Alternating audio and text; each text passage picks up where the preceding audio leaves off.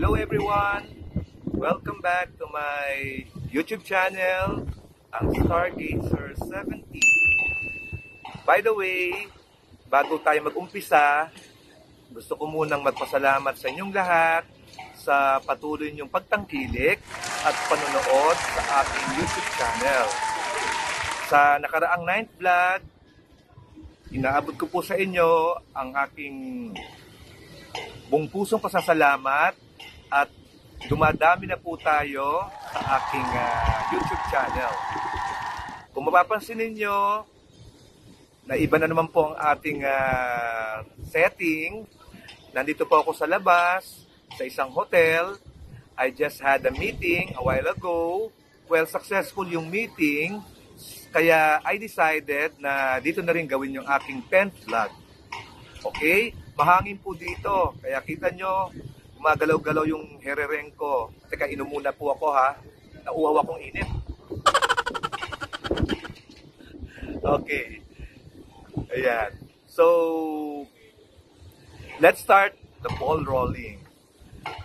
Ang pag-uusapan po natin ngayong araw na ito ay ang glorious moments ng ating nag-iisang superstar na si Nora Honor sa Gawad Urian. Ang title po ng aking 10th vlog ay ang superstar ng Gawad Urian. Yes. So, let's go back to history. Kailan ba tinatag ang Gawad Urian? Ang Gawad Urian po ay tinatag noong 1976. It was founded by Rolando Tolentino. Then, ang iba pa pong members ng Gawad Urian ay sina Nestor Torre, Ben Cervantes, Pio de Castro III, si Gino Dormendo, si Emmanuel Reyes, si Isagani Cruz, si Nicanor Chongson, si Bienvenido Lumbera, at si Mario Bautista. Sila pong 10 ang manunuri ng pelikulang Pilipino na nag-start ng Gawad Urian noong 1976. Ano po ba ang ibig sabihin ng Gawad Urian? Ang Gawad po, ibig sabihin niyan ay award. Ang Urian po, ibig sabihin niyan ay standard for gold. Okay? Ngayon, ang Gawad Urian din po ang gumagamit ng vernacular sa kanilang mga awards night. Ang ibig ko po sabihin dito, sila lang po ang nagbibigay ng karangalan na ang kategorya ay nasa Tagalog.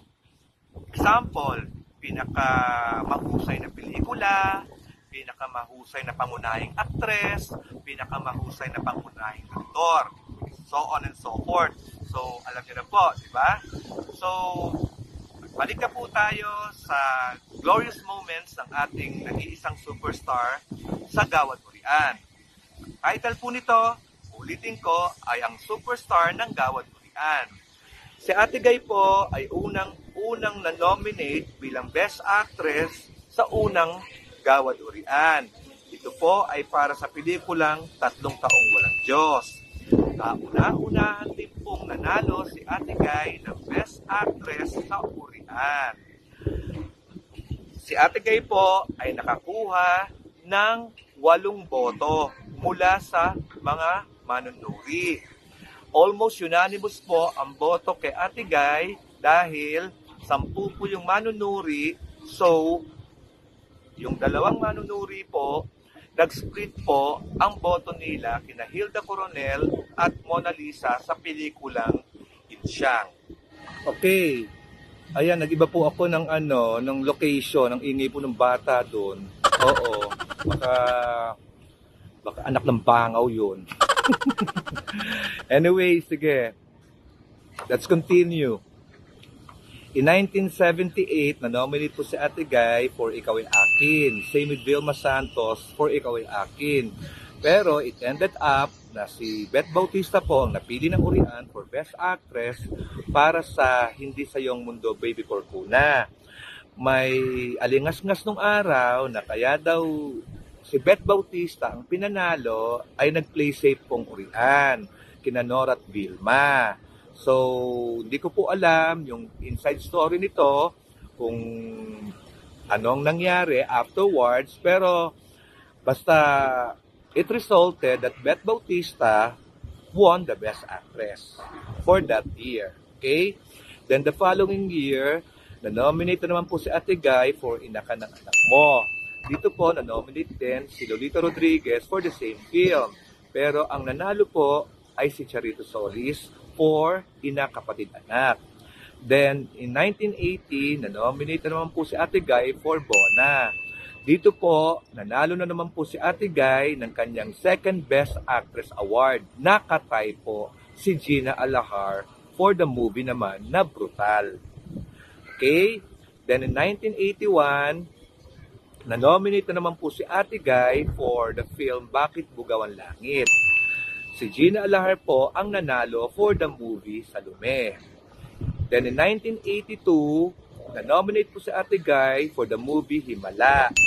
Ang nanalo po dito, alam na natin, ay si Vilma Santos for Relasyon. Okay, I'm trying to be objective about the winning of Vilma Santos against Nora Honor in Himala. Ang sabi po ng mga critics nung araw, wala raw pong ginawa si Ate Guy sa kanyang performance kundi di pa lang nanti pa. So, actually, ito pong ganitong klaseng observation ay binawi po ng Korean years after na they realized that Nora Honor's Elsa character is one of the most iconic performances in Philippine cinema. Eh ano pa magagawa ng Korean? Kahit bawiin nila yon na sinabi nilang ganon for Ate Guy's performance in Himala, na ibigay na nilang award kay Vilma. Di ba po? So, probably, one of the reasons din na politika din po si Ate Guy dito sa pelikulang ito. Dahil nga, ito po ay produce ng Experimental Cinema of the Philippines na ang nasa likod po nito ay si Amy Marcos. I am not telling this being an admirer of Nora Honor. I am telling this being a film buff. I've watched the two films at kitang-kita naman po yung dimension, magnitude, at strength ni Nora Honor bilang Elsa sa Himala. So I would consider it na parang she was robbed of a recognition she deserved that time. Kung binawi ng Korean yung kanilang first statement, just because hindi masyadong potent sa kanila yung performance ni Nora Honor sa Himala, bakit throughout the year nire-recognize pa rin nila ang Himala? Hindi lang sila, globally, nare-recognize pa rin ang Himala. So what happened to Relasyon? So, after that, hindi na natin alam.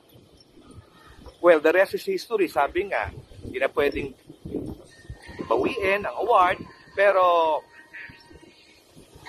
it was proven to all and sundry that Nora Honor gave the best performance for that year. In fact, sa kanilang gawad pilak ng gawad Korean, marami pong hindi nakakaalam ito.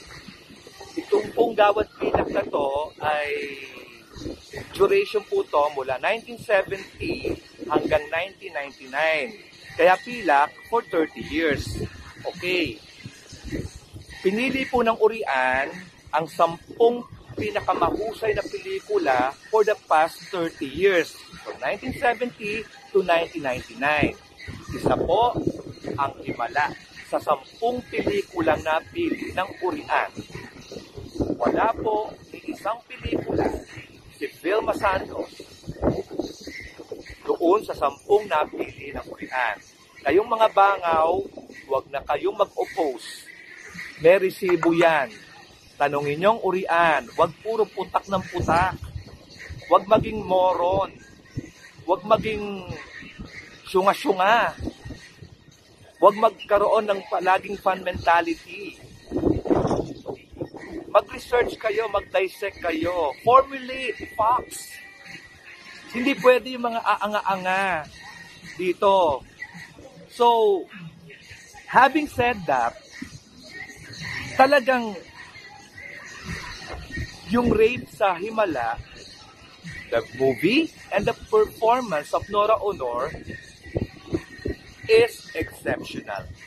Then in 1984, na-nominate po ang Superstar for Bulaklak sa City Jail and America. Bale, meron pong twin nomination si Ate Guy Sampan.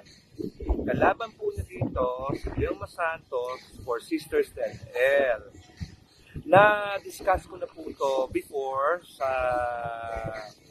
past vlog ko, pero uulitin ko na lang po. Okay? Na-split po yung boto kay Ate Guy sa 2 pelikula. Hindi ko alam kung advantage or disadvantage ang magkaroon ng 2 nomination. Pero sa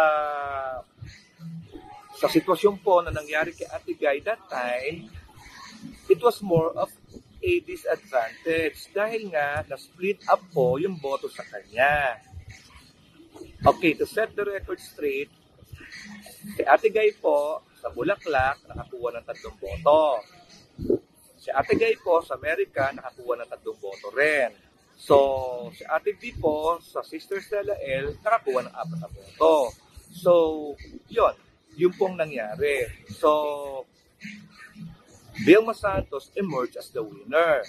Dito po, parang nag-oppose po si Mario Bautista na Urian member noon na pinaglalaban ang performance ni Ate Guy sa Amerika. Umalis po si Mario Bautista after niyan at tinatag niya po ang Star Awards for Movies kung saan si Nora Honor po ang unang nanalong Best Actress sa Star Awards para sa pelikulang Amerika. So alam niyo na ngayon ang history, di ba? Alam niyo na ayun ang connection. Okay, na ngayon po lang po yan tinatalakay. Kasi po, hindi po yan natatalakay sa ibang Nora Honor vlogs. Okay? Then, in 1989, nominated naman po si Ate Guy for the movie Bilangin ng Prinsesa Daniel. Dito po, nakatay niya si Ate V for Pahiram ng Isang Umaga para sa Best Actress. Okay? Then, in 1990, nakamit po ni Ate Guy ang kanyang pang-4 na Best Actress Award para sa pelikulang Andrea, Paano Ba Ang Maging Isang Ina? Okay? Then in 1991, na-nominate naman po si Ate Guy for Ang Totoong Buhay ni Pasita M. Surprisingly, si Ate B po ang nanalo for Ipagpatawan Mo. May bulong-bulungan po noon na inupset daw isang miyembro ng Urian ang pagkakaroon sana ng Grand Slam ni Ate Guy for Ang Totoong Buhay ni Pasita M. Hindi ko na po babanggitin kung sino yon kasi ang dahilan ayaw yata, di umano na ma-equalize ni Ate Guy yung back-to-back win ni Ate V sa relasyon, broken marriage, at Sisters Stella L. Okay, in 1995, na-nominate na naman po si Ate Guy for The Floor Contemplation Story. Ito na po ang pang-5 Best Actress Award ng Superstar para sa Gawad Urian. Nakatay po si Helen Gamboa para naman sa pelikulang Bagong Bayani. Parang yun yata, no? Anyway, sige, yun yata yun. Oo. Na pareho po ang tema ng pelikula tungkol po sa biofilm ni Flor Contemplacion. Di ba po? Okay. So, the following year, na-nominate naman po si Ate Guy para sa Bakit May Kahapon Pa. Nakatay, yan na, ang Madrasta ni Sharon Cuneta. Ang naging maugong na balita noon, si Ate Guy po ang rightful winner. Siningit lang po si Sharon dahil ayaw yata i-upset ng Urian ang past wins ni Sharon sa ibang award-giving bodies. Okay? So, yun po ang nabalitaan ko noon. So, kung totoo man yun o hindi, di umano, ha? Parang surprise winner si Sharon Cuneta sa Madrasta. Okay? Then, in 1997, na-nominate naman po si Ate Guy sa pelikulang Babae. Si Shasha Padilla po ang nanalo para sa pelikulang Batang PX. Then, in 1999, na-nominate naman po si Ate Guy sa pelikulang Sige, na ipinanalo naman po ni Elizabeth Oropesa para sa pelikulang Bulaklak ng Maynila. Incidentally, ang Bulaklak ng Maynila po ay unang inoffer sa Superstar sa mga hindi po nakakaalam. Hindi ko po alam kung bakit hindi po natanggap ng Superstar ang pelikulang ito na directed din po ni Joel Hogan. Okay? Then, in 2004, na-nominate po si Ate Guy para sa pelikulang Naglalayag na pinanalo naman po ni Judy Ann Santos para sa pelikulang Sabel. Ito na naman tayo sa nakawan ng award, Umano. Ang balita kasi noon, parang nagbigay ng spoiler ang isang pambansang pamintang member ng Urian, hindi ko na po babanggitin ang pangalan niya, na susunduin pa raw niya si Ate Guy para makauwi lang dito at kunin ang award for Best Actress sa Urian. Sumabog po yung issue ng drugs sa Amerika.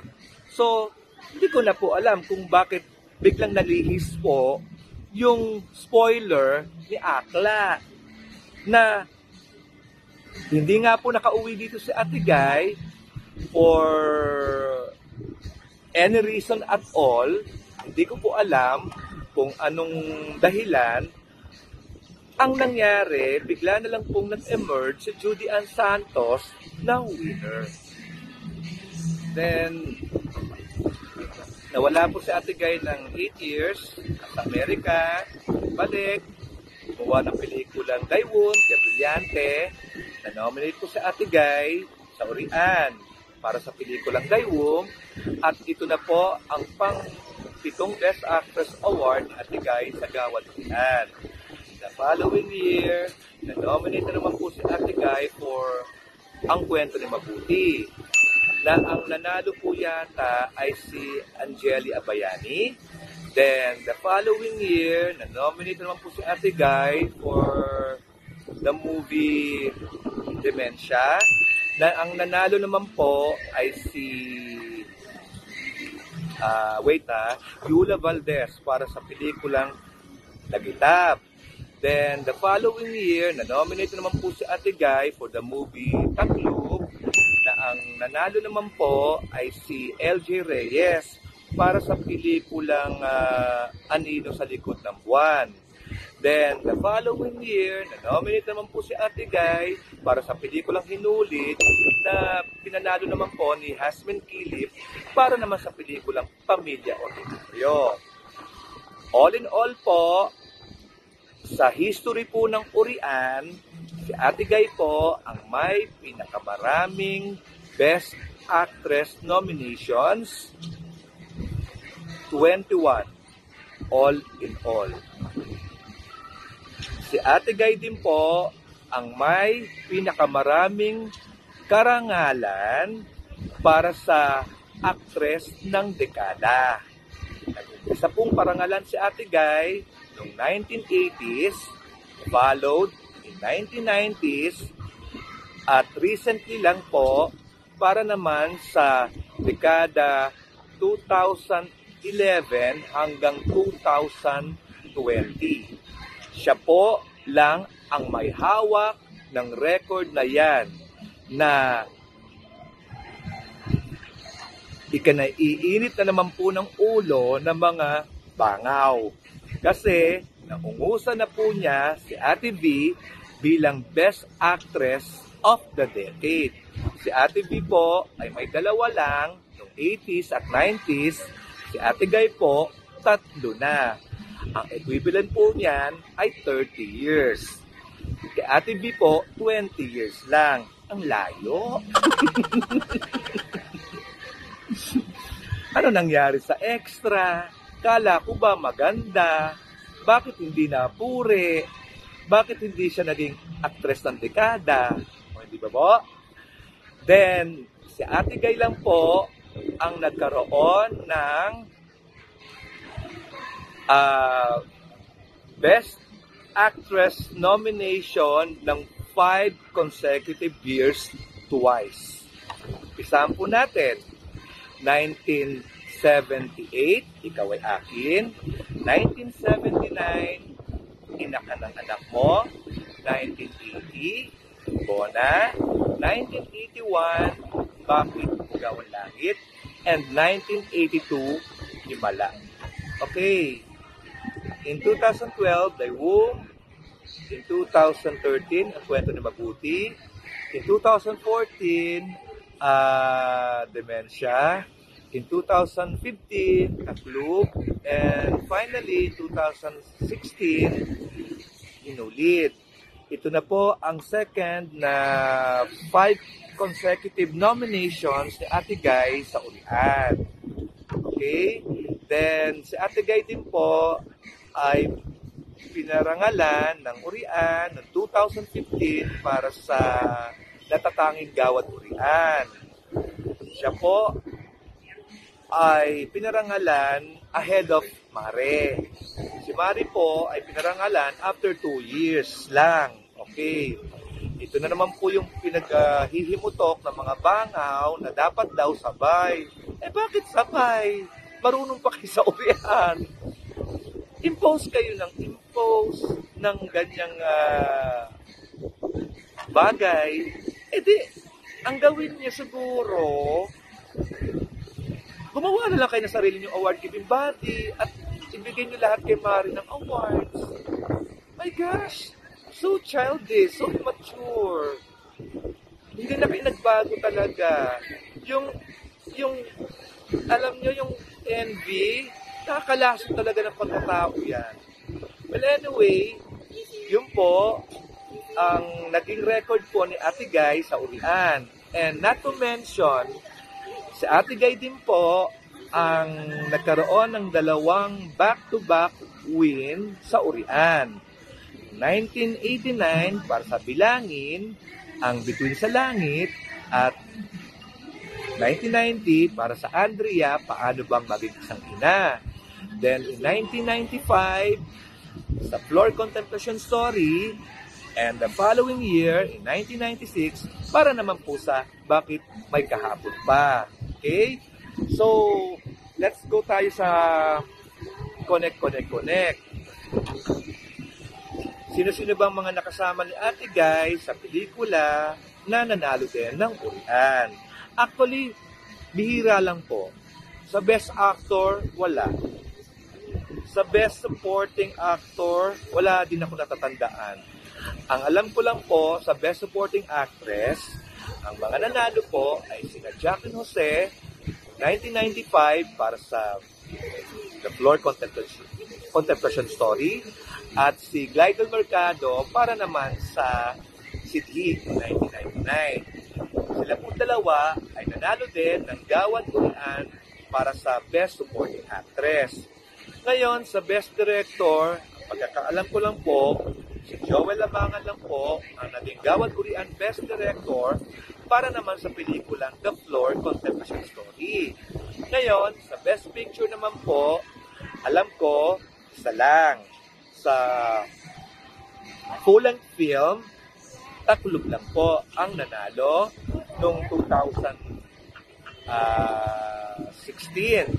Then, yung kinabukasan po na short film ni Ate Guy with Alden Richards ay nanalo din po bilang Best Short Film. Okay? So, kinausap ko po dati si Ate Guy about this Gawad Urian thing. Sabi ko sa kanya, Ate Guy, anong feeling mo na natalo ka sa Himala? Without mentioning Ate V's name during our conversation. Ang sagot lang sa akin, Ate Guy, sabi ganun. Sabi nga nila, di pa lang ako daw di pa doon.